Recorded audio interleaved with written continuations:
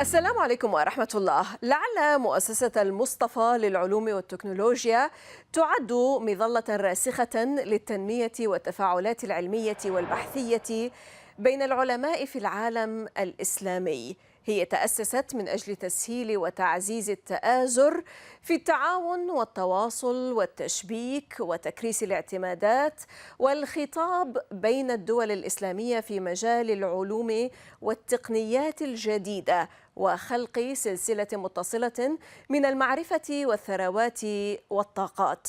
ولتحقيق هذا الهدف انطلقت جائزة المصطفى وتبعها عدد من المسابقات العلمية.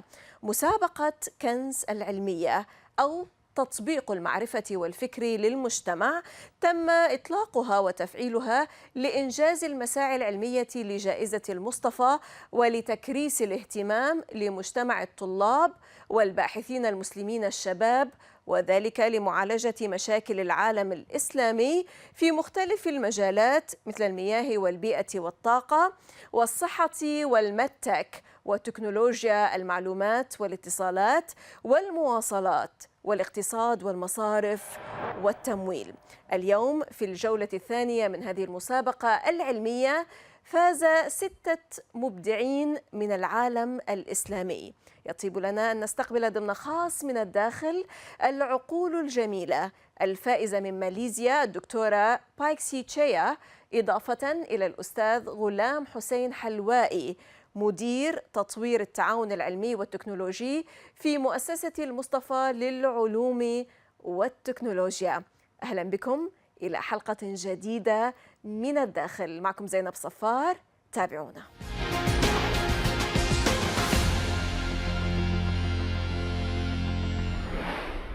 غلام حسين حلوائي, Director of Scientific and Technological Cooperation Development at Mustafa Science and Technology Foundation, MSTF. Welcome to Min al-Dakhil from the inside, sir. Assalamu alaikum wa rahmatullah. Thank you very much for the time dedicated to Mustafa Science and Technology Foundation and especially to Cannes Scientific Competition. Wa alaikum assalam. Pure pleasure to have you always. Well, CANS, or Knowledge Application and Notion for Society. In a simple word, what is CANS Scientific Competition? What are its categories and focus areas, please? Very good. In order to explain about CANS Scientific Competition, I need to say something about Mustafa Science and Technology Foundation itself. We are going to revive Islamic civilization in terms of science and technology in the Islamic countries or in the Islamic world. And we have focused our activities on 4 pillars, which are accreditation, networking, discourse making, and capacity building. We do all these activities together to make a value chain in order to develop science and technology in Islamic world. At center of our activities, we have Mustafa Prize, which is well known for your audience because you have had several programs with Mustafa Prize laureates.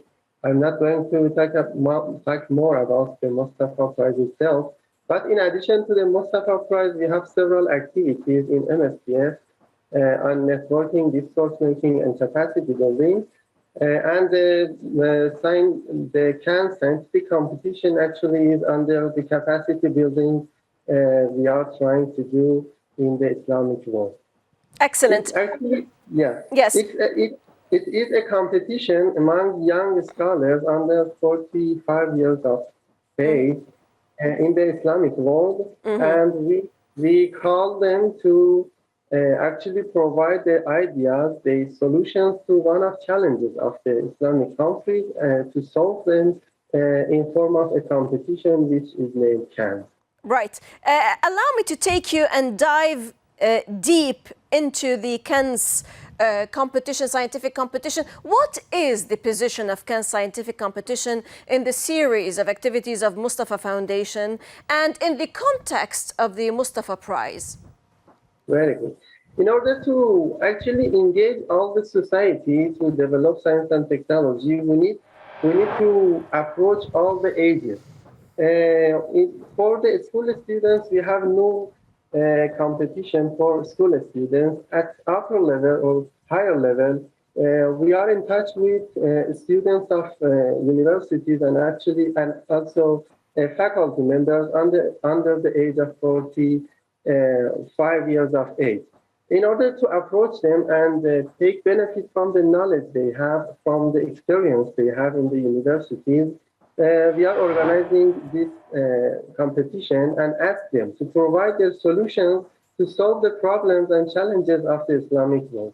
In each round of the CANS competition, we announce several categories or fields of science and technology and ask them to provide, call them to provide their solution. In the first round of the CANS, we just had the categories, but as an innovation in the second round of the CANS competition, we also added some pavilions who are actually cooperating with MSBS in organizing the CANS. The pavilions from different countries provided their challenges under the categories of the competition.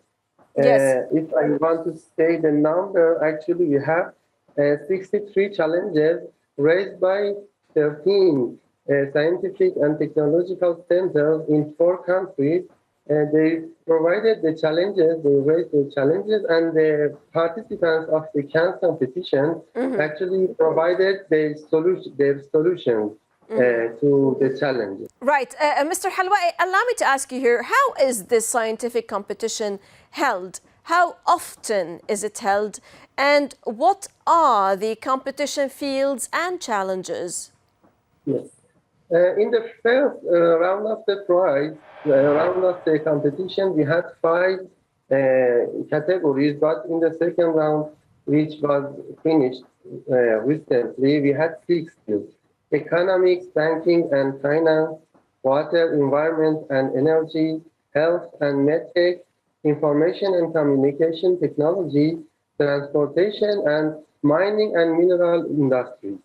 In the second round of the CANS competition, we received 658 votes from 25 countries. Wow, that's a very big number. Yeah. And as I mentioned, we had a free section under the categories and also challenges under the categories. Around half of the votes who received were solutions to the challenges raised by the pavilions, and half of the votes who received were under the main categories of the competition. Right. Ghulam Hussein, how do you think CANS, through such a competition and networking, help in addressing the challenges of Islamic societies?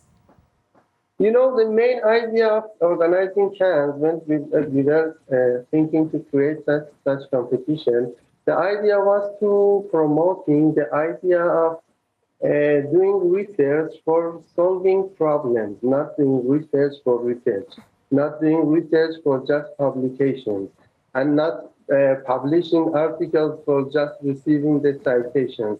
The main idea is to resolve the problems of the society, of the Islamic countries, of the Islamic world, by the knowledge and experience our scientists, our young scientists, do have in the universities and scientific and technological centers. The main idea is that. So we started organizing the competition. And in the first round, we didn't have the challenges, but in the second round, we also added the challenges to actually to provide the solutions to real challenges we have. As you know, sometimes we raise some challenges, but there is no owner for those challenges. It means that if you also provide some solutions, there is nobody to use them. But when we engage the pavilions in different countries in the second round of the CANS competition, we actually have the owners of the challenges, and when the young scientists provide the solutions, it may actually provide the ground for the further cooperation between those who can solve the problem and those who own the challenges. And this is somehow matchmaking, which increase the collaboration among the Islamic countries and the scholars of science. Sure. So the previous Cannes competition that took place back in 2018 was a successful event. What measures have been adopted to further develop this event in this second round today? What about the pitfalls, the difficulties, the problems, the obstacles that you have faced, sir? You know, we in MSPF try to engage all activities of science, technology, and innovation ecosystem of the Islamic world. We need cooperation and collaboration of activists in our activities. Because we are one organization in the Islamic world, we need all the capacities, other activists and organizations are working in this area. We need the cooperation of venture capital, we need cooperation of mentors, coaches, and all those who have some capacities to help promoting science and technology in Islamic countries. Right. As much as we can engage more people and more organizations, we will succeed more and more, inshallah. Sure. Tell us more about the selection of the elite projects, the process and the assessment, please, quickly, if I may. Sure. We have different stages, steps for evaluating the received work. The first step is evaluating or screening. Also, actually, it's a simple screening to see the received works, whether have the required standards or not. Then we have a high-quality evaluation process by faculty members and technologists, specialists, and those who have knowledge and experience in different fields. And in order to know more about the second round of the Cannes competition, we had cooperation of more than 50 evaluators in different fields to see how the quality of the received works are. We have first screening, then evaluation, and at the last stage or last step, we have a physical presentation of those who have been shortlisted to compete at the last step. In this round, we had 20 works or owner of the work who could reach to the last step and compete with each other. As I mentioned earlier, we had 6 fields in the second round, and in each field we had 3 or 4 finalists.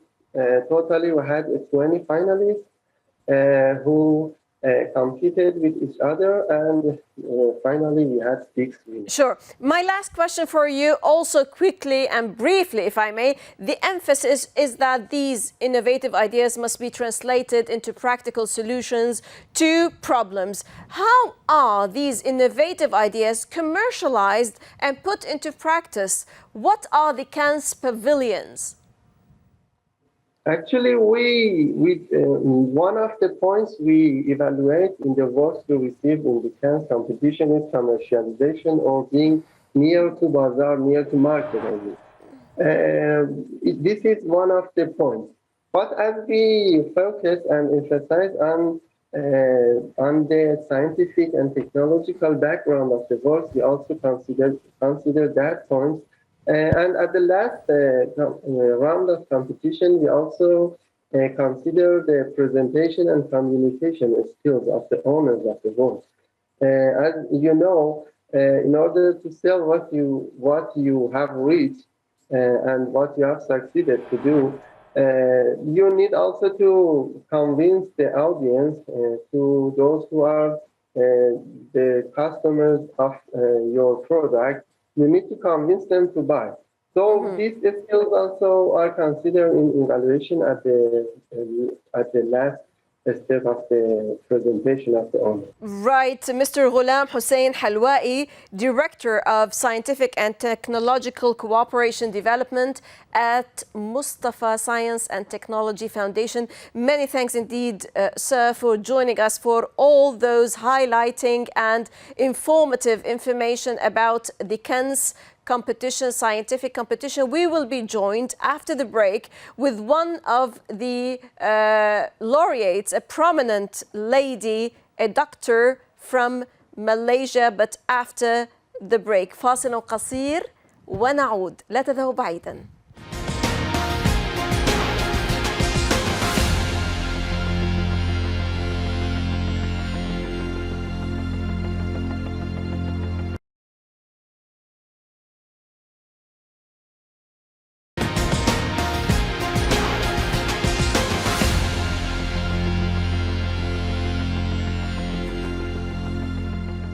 أهلا بكم من جديد. Allow me now to welcome one of the 6 laureates of KENS Award in its second round, Dr. Pixie Chia, Associate Professor at the Department of Human Anatomy, Faculty of Medicine, Health Sciences at the University Putra, Malaysia, UPM. Dr. Chia, welcome to الداخل from the inside, and congratulations for being such a beautiful mind. Thank you so much for sharing the joy. Always a pleasure to have you, ma'am. Well, Dr. Chia, describe your work in a simple word and tell us what your research has addressed, which problems of the society in particular in the field of health and medtech, please. Thank you. I am really interested into the field of neuroscience. This is a research focusing on the brain. Mm-hmm. And for many of the brain-related disorders, I'm particularly interested to study a genetic disorder known as Down syndrome.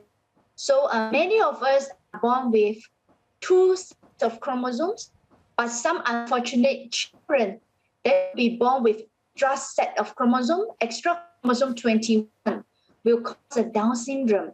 And this will lead to many other clinical signs happening to their entire body. Most importantly, it affects their learning ability, which we call it intellectual disability. Or layman term, we call it with an individual with low IQ. Mm-hmm.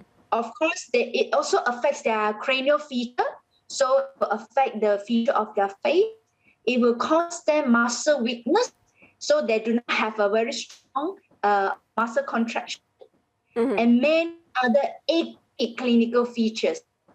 So for my research team, we are interested to see whether we can find a way to help to improve the learning and memory ability, mm-hmm. by focusing onto the part of the brain called hippocampus. Right. That is the memory part. Mm-hmm. Novel insights to improve learning and memory. In a nutshell, what is the outcome of your research, the findings, and how does it tackle the challenges in this regard, please? Thank you. So we first look into the challenge. The challenge is we have to know what is the differences between the normal cell and the cell with extra chromosome 21. So from our 10 years research, we found that actually on the cell membrane, that means it's on the cell surface, when the cell is with extra chromosome 21, they have a lot more windows open. When there's more window opens, it opens to many of the stress factor on the outside environment. When there's more stress factor entering into the cell, it actually triggers an activation of a pathway. And that pathway is what we call a JAK-STAT. Sorry, there's no more layman term for the JAK-STAT, but in brief, I would like to share with you, JAK-STAT is a very important pathway to decide when the cell is born, whether it should become a neuron or to become a glial cells. A neuron is the cells to help us to transmit information. Like you and me now, when you're hearing my voice, when I'm seeing your beautiful face, this is actually a lot of information ongoing in our brains. That is done by the neuron. But neuron needs oxygen. Neuron needs nutrients. And that is done by glial cells. Right. And what we found is in our research is when the JAK-STAT is activated, it causes more of the glial cells, but less of the neuron. So our work is wanting to find a way. Is there any novel way to convert this shift so that we can bring back this imbalance between the neuron and the glial cells? Bless you, bless your heart. I was going actually through your fat resume and I was stunned, not just by your beautiful face, but also your cutting edge achievements, your expertise, the many well-deserved awards and accolades and positions at a very young age. You are a promising, avid researcher, ma'am. What are your aspirations, Dr. Chia, and what do you advise young researchers today? Thank you. So first of all, we find that there are actually maybe less and less the students interested in the STEM academic. So the STEM stand for is the science, technology, engineering, and mathematics. So we try to advocate to bring a lot of interest to encourage the student to love these 4 disciplines, which is the pillar to advance the medicine, technology, and to bring more math tech solution to the world.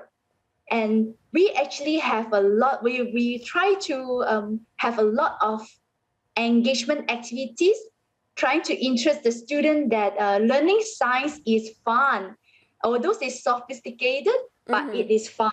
So we do have a lot of roadshow. We visit the school, we visit to the villages and talk to the students. What do you tell the young researchers? What do you advise them?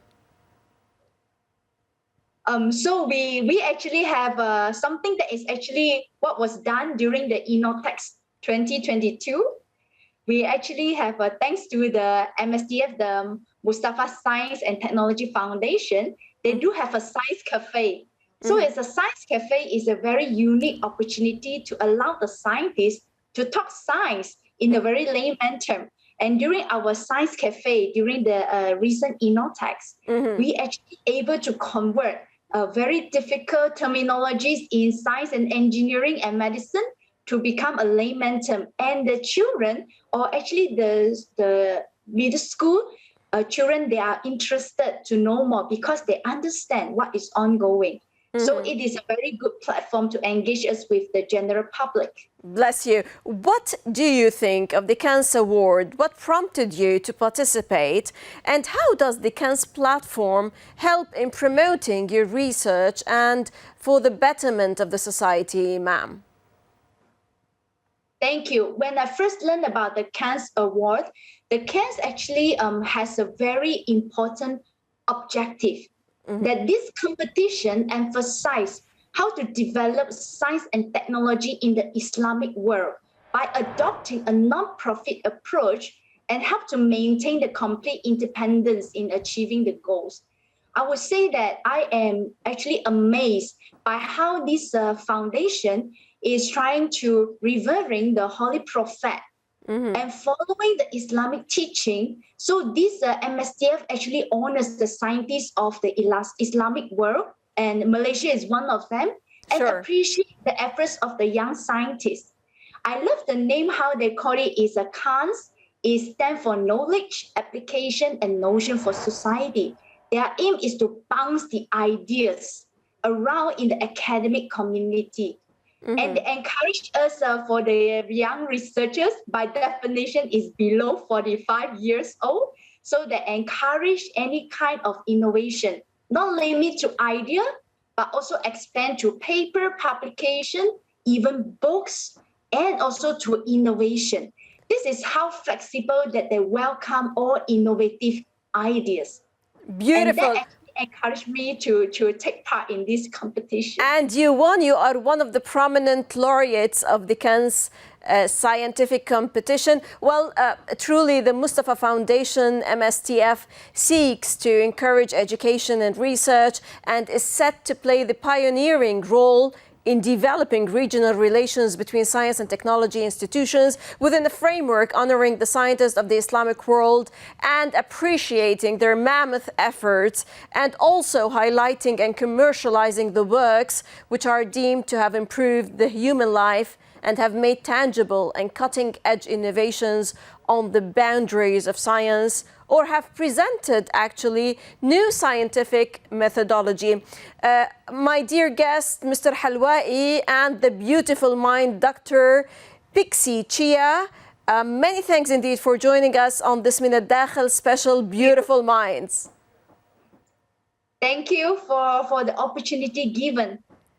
ودائما الشكر لكم مشاهدينا الكرام على طيب المتابعة. للتفاعل أكثر تابعونا على صفحات السوشيال ميديا، وحتى نلتقي من كل فريق عمل من الداخل من كل الميادين. السلام عليكم ورحمة الله.